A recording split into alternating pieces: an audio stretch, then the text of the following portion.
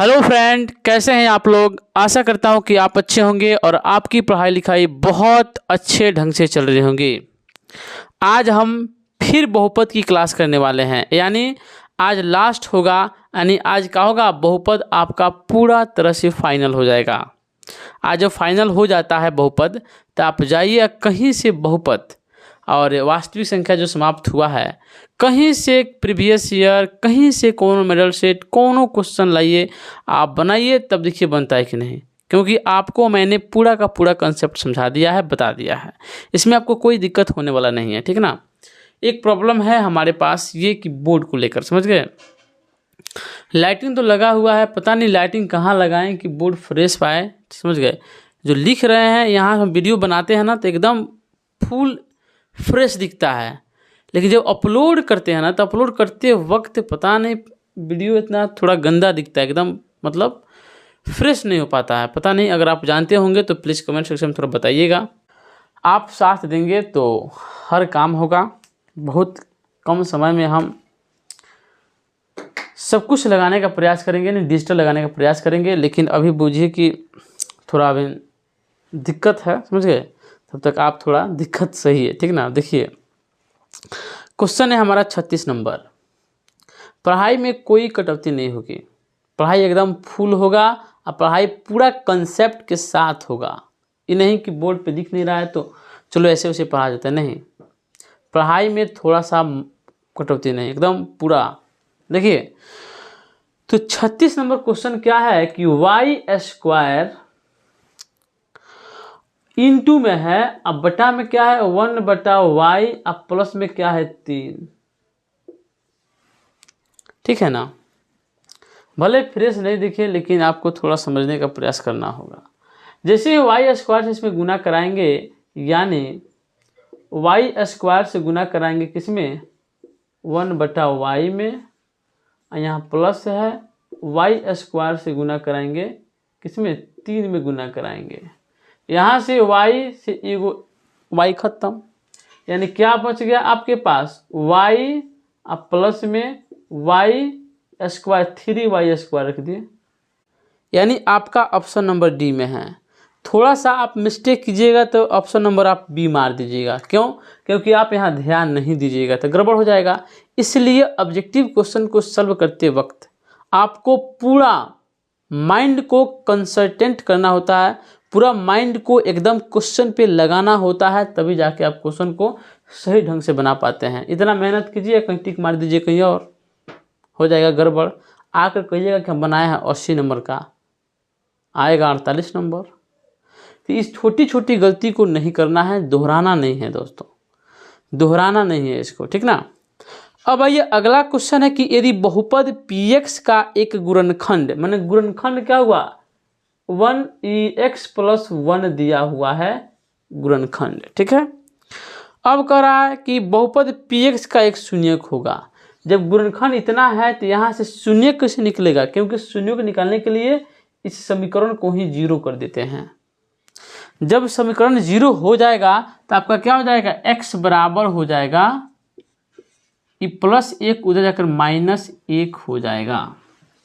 यानी आपका आंसर क्या हो जाएगा -1 हो जाएगा। ऑप्शन देखिए -1 ऑप्शन नंबर ए में दिख रहा है, यानी आपका आंसर क्या हो जाएगा 37 का ऑप्शन नंबर ए हो जाएगा। 38 नंबर क्वेश्चन है कि यदि बहुपद x² - kx + 8 है, यानी बहुपद क्या दिया हुआ है x² माइनस क्या है kx, अब प्लस में क्या है 8 दिया हुआ है, और बोल रहा है का कि शून्यकों का योग 6 है तो k का मान होगा। देखिए एक भी क्वेश्चन हम आपको रटा नहीं रहे हैं, एकदम धीरे धीरे पढ़ा रहे हैं। अगर आप कॉन्सेप्ट को समझ जाते हैं ना, तो सब्जेक्टिव क्वेश्चन को भी आप पानी पिला दीजिएगा, सच कर रहा हूँ। यदि आपको मेरा पढ़ाया हुआ आपको पसंद आ रहा है तो प्लीज़ आपसे रिक्वेस्ट है कि आप दूसरे बच्चों को भी बताइए, ठीक ना। अगर आप बताते हैं तो बच्चा भी आपको दुआ देगा, क्योंकि उसको समझ में आएगा। यहाँ पे हड़बड़ सरबड़ पढ़ाई नहीं चल रही है कि हमको 500 क्वेश्चन पढ़ा देना है, 300 क्वेश्चन पढ़ा देना है। अभी कोई जल्दी नहीं है, हम एक एक क्वेश्चन को विस्तार से पढ़ेंगे, समझ गए। अब आप यहाँ पे देख रहे हैं कि क्वेश्चन दिया हुआ है, कह रहा है कि शून्यकों का योग 6 होता है। अब शून्यकों का योग का मतलब क्या होता है, अल्फा प्लस बीटा का मान कितना हो दिया है, 6 होता है। क्योंकि शून्यकों का योगफल का मतलब हम यही समझते हैं कि अल्फा प्लस बीटा बराबर 6। अब बताइए, हम जानते हैं ना कि अल्फा प्लस बीटा बराबर एक और सूत्र क्या होता है, माइनस बी बाई ए। तो क्या लिख सकते हैं, माइनस बी बटा ए लिख सकते हैं ना, इसमें कोई दिक्कत नहीं ना है। अब बराबर में क्या है, 6 है तो 6 दे देंगे। अब देखिए माइनस बी, यानी सूत्र में माइनस है तो माइनस। अब बी का मान क्या है, माइनस के है, तो बी का मान क्या है, माइनस के है। अब बटा में क्या हो जाएगा, ए हो जाएगा। अगर चाहिएगा यहाँ पे ए का मान लिखने के लिए तो आप लिख सकते हैं, ए का मान कितना है, 1 है, कुछ नहीं दिया है तो 1 है, ठीक है ना। तो 1 कर दीजिए, बराबर क्या कर दीजिए, 6 कर दीजिए। अगर यहाँ पे आप पढ़ते हैं ना तो आपका कंसेप्ट जो है ना एकदम पूरा क्लियर होगा, कहीं कोई नहीं कि कहाँ से कहाँ चल गया।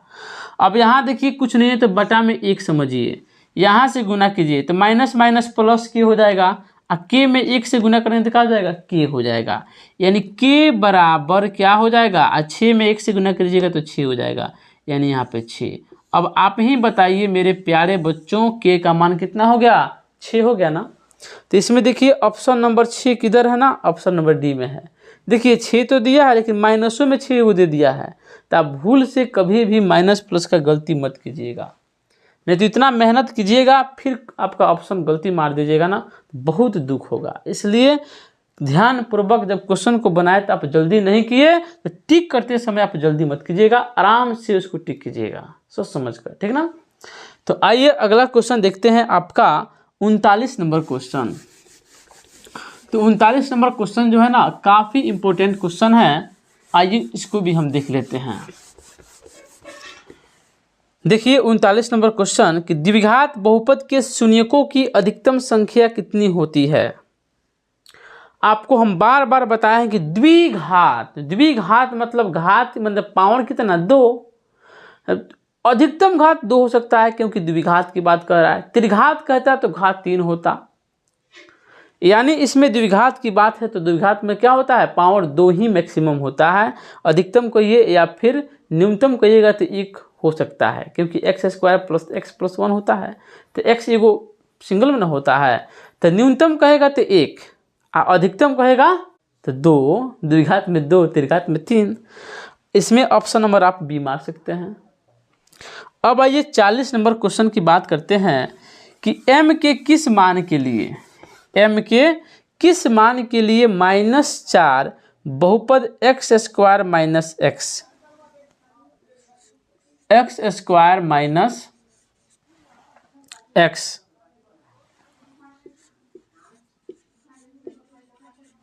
2m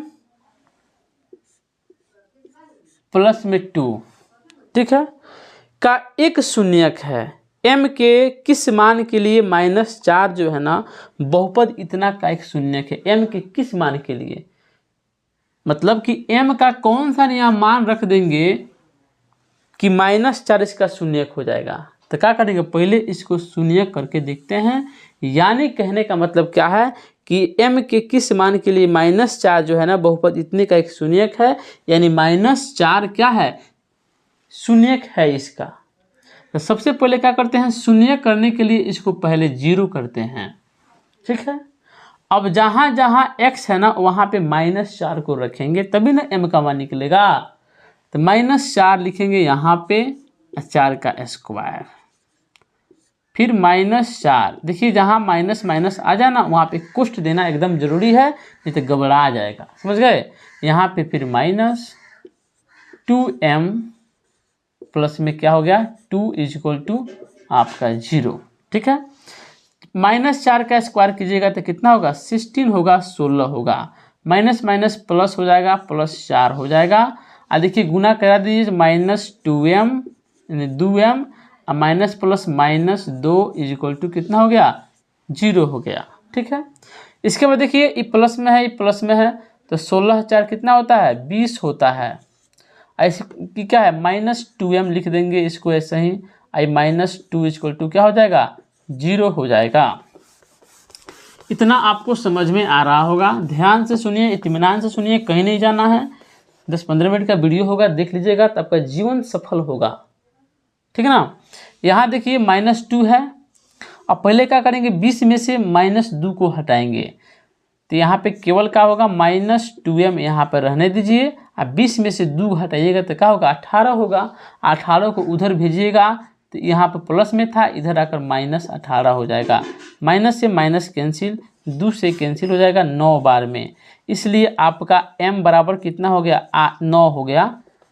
9 हो गया, क्योंकि m बराबर जब 9 हो गया तो आप ही बताइए इस m के मान को यहाँ पे रखिएगा ना तो क्या हो जाएगा, -4 इसका शून्यक हो जाएगा।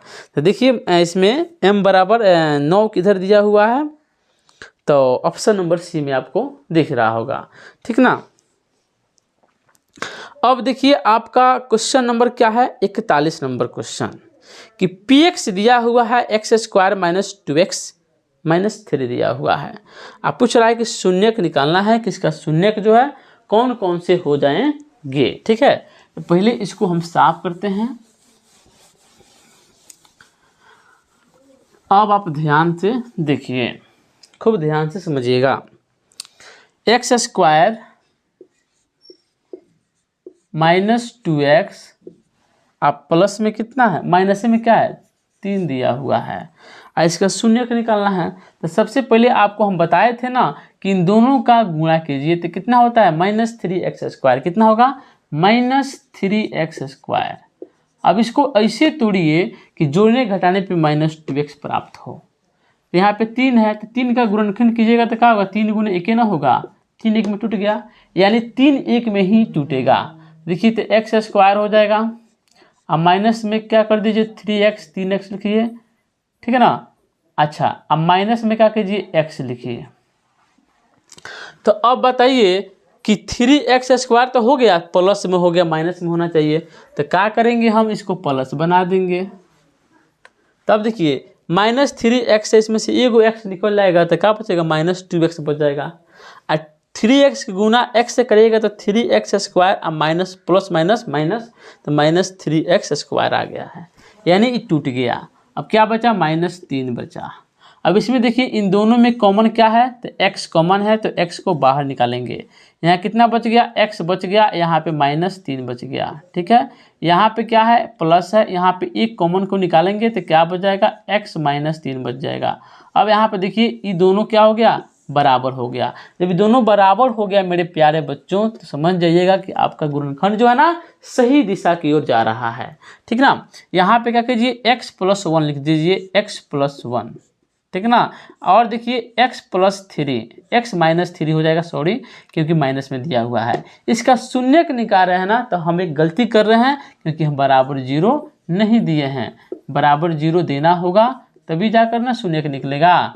अब इसको बराबर 0 कीजिए तो क्या कीजिएगा, x+1 है। अब बराबर 0 कीजिए। यहाँ पे देखिए x -3 है, बराबर 0 कीजिए तो x बराबर आपका क्या हो जाएगा, -1 हो जाएगा। x बराबर क्या हो जाएगा, ये माइनस है तो उधर प्लस हो जाएगा, यानी एगो हो गया -1, एगो हो गया प्लस वाला 3, यानी -1 3 किधर दिया हुआ है, तो -1 3 ऑप्शन नंबर आपका बी में दिया हुआ है, यानी आपका बी नंबर ऑप्शन क्या होगा, सही हो जाएगा। ठीक ना। आशा करता हूं कि आपको क्वेश्चन समझ में आ रहा होगा। अगर क्वेश्चन आपको समझ में आ रहा होगा तो मुझे बहुत खुशी होगी कि आपको क्या समझ में आ रहा है और मेरा पढ़ाया हुआ जो चीज़ है ना वो सार्थक है, मतलब सही दिशा की ओर है। ठीक ना। तो आप ऐसे ही समझते रहिए, अपने मंजिल को एकदम नज़दीक नज़दीक नज़दीक पर नज़दीक करते जाइए। ठीक ना। क्योंकि आपके पास देखिए, आपको लग रहा है कि हमारे पास बहुत टाइम है, हम बहुत कुछ पढ़ लेंगे, लेकिन मेरे प्यारे बच्चों धीरे धीरे करते करते टाइम इतना नज़दीक आ जाता है कि आप कुछ नहीं कर पाते हैं। इसलिए ये इम्पोर्टेंट है, क्योंकि मैथ में 50 नंबर ऑब्जेक्टिव क्वेश्चन बनाना बहुत ज़रूरी होता है। अगर आप 50 का 50 बनाते हैं तभी जाके आप 95+ की हो जाएंगे। अगर इसमें से 50 से 1 भी घटता है ना तो फिर बहुत दिक्कत की सामना करना पड़ सकता है। ठीक ना। तो हमारे पास यदि पढ़ रहे हैं, अगर पूरा वीडियो देख रहे हैं तो आप निश्चिंत हो जाइए कि आपको 50 में से 49 भी आएगा नहीं, 50 का 50 आएगा, क्योंकि शुरू से पढ़ा रहे हैं। पागल हैं कि शुरू से पढ़ा रहे हैं कि आपको 50 दिलवाएंगे, 49 दिलवाएंगे। 50 का 50 एक एक क्वेश्चन आप देखिए, एक एक क्वेश्चन का निचोड़ समझाएंगे कि आखिर आया कैसे, क्यों हुआ, कैसे हुआ, समझ गए। अब यहाँ देखिए आपको 42 नंबर क्वेश्चन आपको बताने जा रहे हैं। किधर गए 42 नंबर जी, हाँ। बहुपद 5y² है और माइनस में 14y यानी 5y² माइनस 14y प्लस 8 के शून्यकों का योग कह रहा है। तो आप जानते हैं ना योग क्या होता है, अल्फा प्लस बीटा होता है। क्या होता है, अल्फा प्लस में बीटा होता है। इसका क्या होता है, माइनस बी बटा में ए होता है। शुरू से अगर आप मेरा क्लास देख रहे होंगे तो आपको मालूम होगा कि सूत्र कितनी बार आ चुका है, तो क्यों नहीं सूत्र को याद कर लेना, ठीक ना। अब यहाँ देखिए इक्वेशन क्या है, 5x² है, उसके बाद क्या है, प्लस में दूसरा देख लिए y² है, माइनस में 14y है और प्लस में 8 है।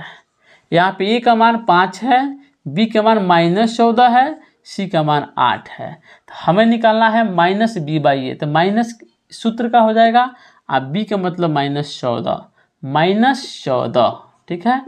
a का मान कितना हो जाएगा जी, तो a का मान 5 है, तो 5, ठीक है।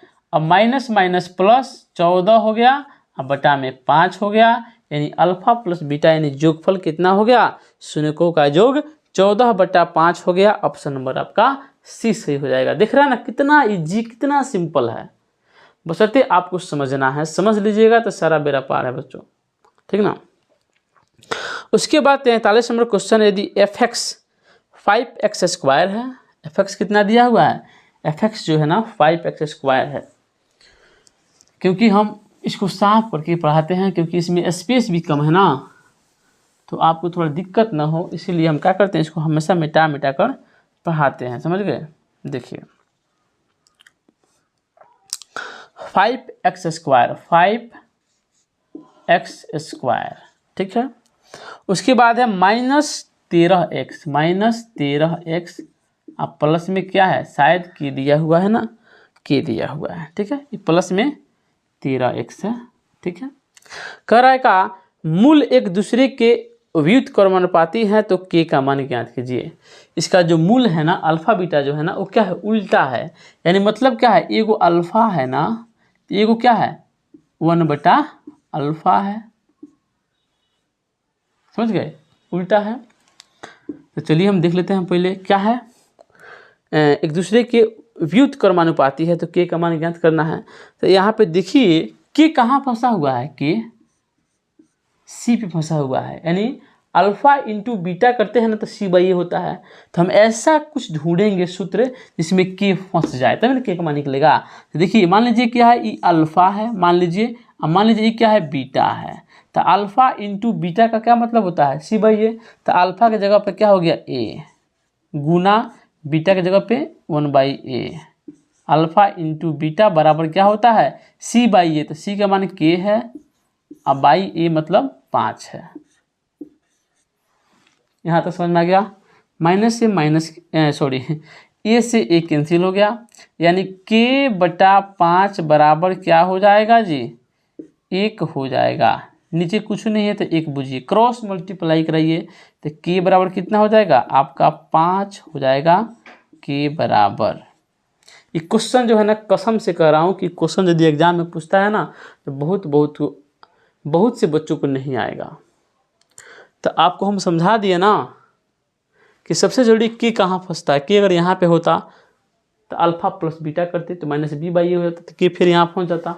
यहाँ पे सी में है, इसीलिए मैंने ऐसा किया, समझ गए। उसके बाद देखिए अगला क्वेश्चन है आपका कि द्विघात बहुपद x² + 3x + 2 का शून्यक होगा। वही क्वेश्चन बार बार क्वेश्चन रिपीट हो रहा है। आज जो क्वेश्चन रिपीट हो रहा है ना, तो आप अगर थोड़ा सा बुद्धिमान होंगे तो आपको समझ में आ जाएगा कि क्वेश्चन आखिर रिपीट हो क्यों रहा है, क्योंकि क्वेश्चन इंपॉर्टेंट है। तो यहाँ पे क्या है, x² प्लस में 3x अब प्लस में कितना है 2 है। 2 को x² से गुना कीजिएगा तो कितना हो जाएगा 2x² हो जाएगा। अब इसको ऐसे तोड़िए, ऐसे तोड़िएगा, ऐसे तोड़िए कि इसको गुना करने पे जोड़ने पे घटाने पे 3x हो जाए। तो क्या करेंगे, देखिए एक्स स्क्वायर, अब एगो 2 में एगो 1 में तोड़ेंगे, तो प्लस 2x कीजिए, अब प्लस में एगो x कीजिए, एगो x आया प्लस 2, जोड़िए 2x आ एगो x 3x, आ 2x को गुना कराइए x से, तो 2x स्क्वायर 2x स्क्वायर, 2 कहने में थोड़ा दिक्कत होता है, 2x स्क्वायर, समझ गए।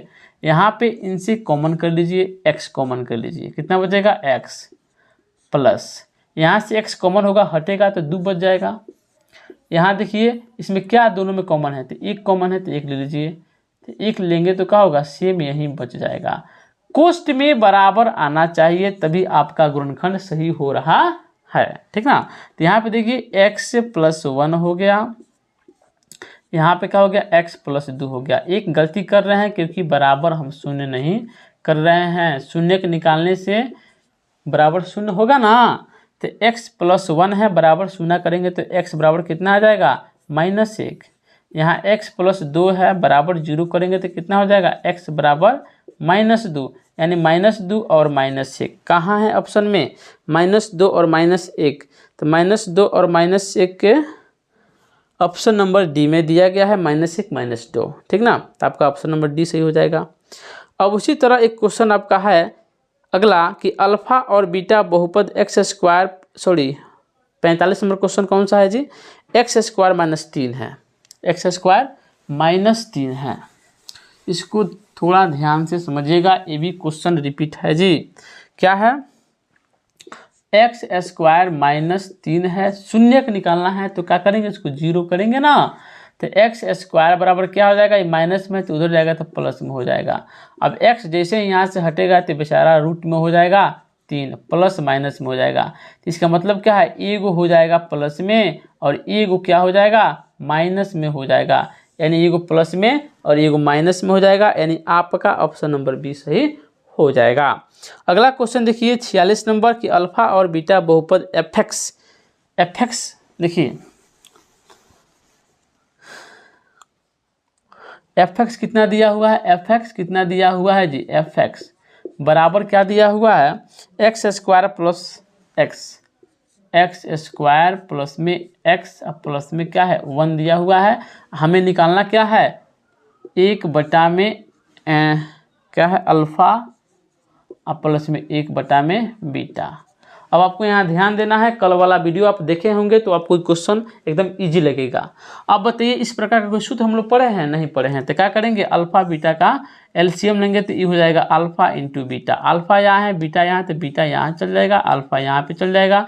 इसको हम कैसे लिख सकते हैं, इसको लिख सकते हैं alpha plus beta alpha into beta, इसको प्लट देंगे, कोई दिक्कत नहीं है।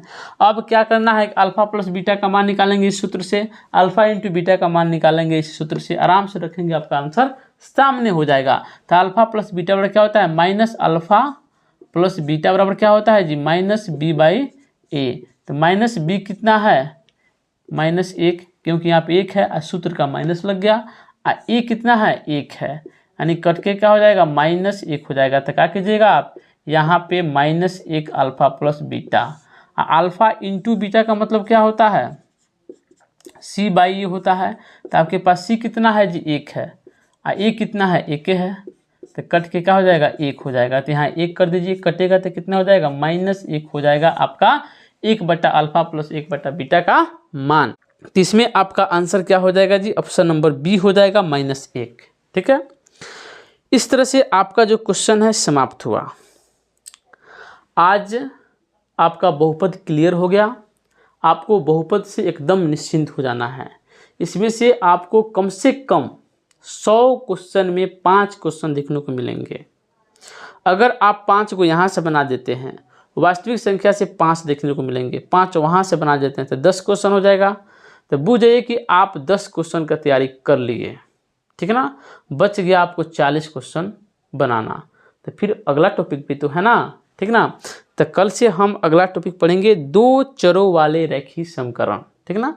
तो कल से फिर हमारा नया चैप्टर शुरू होने वाला है, तब तक जाइए इसको रिवीजन करिए, बढ़िया कीजिए, एकदम आपका दिन शुभ होगा, ठीक ना। अगर आप मेहनत कर रहे हैं तो पक्का आपको रिजल्ट भी अच्छा दिखने को मिलेगा। आप सुने हैं ना कि जब कोई व्यक्ति धान बोता है ना तो गेहूँ नहीं काटता, धान ही काटता है। तो आप अगर मेहनत किए हैं तो मेहनत का फल हमेशा मीठा होता है। और मेहनत हमेशा आपको करनी ही चाहिए, क्योंकि आपका 10th भले ही दूर दिख रहा है लेकिन कैसे नज़दीक आ जाएगा कि आपको अभी समझ में भी नहीं आएगा। ठीक ना, चलिए चलते हैं, कल फिर मिलेंगे। जय हिंद, जय भारत।